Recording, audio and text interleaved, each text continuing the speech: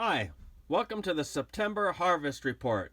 Of course, the garden slows down towards this time of the year, and we're battling the bugs just like everybody else. And we've had worms in our tomatoes and beans and stuff, and we're just fighting our way through it. But we're still getting stuff. We're still enjoying our garden.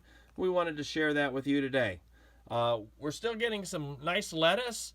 We replanted it, and we're going to be using that and growing that right in through the fall, and even trying to grow some through the winter with some coverings and stuff like that.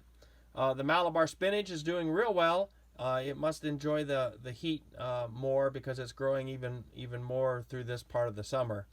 Our butternut squash are finishing up. We still have a few. We had to pick this one really small because we were getting some bug problems and stuff, but at least we're getting them.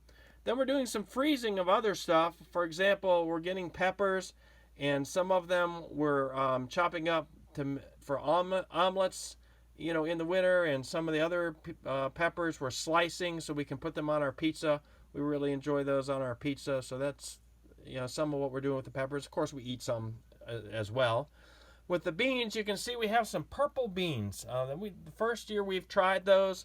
They're kind of interesting. We're having to pick them a little bit small because we're having little bugs that are getting in them. But we're taking those and our green beans and yellow beans and freezing up some of those for the winter too. And then tomatoes, of course, we enjoy them and we eat some, and we're freezing some of those, getting them ready for soups and such over the winter. So as you can see, our garden's still going along. We're still enjoying it, and we're still working in it. And we hope that your garden is at least producing a few things yet. And so have a great, good gardening day.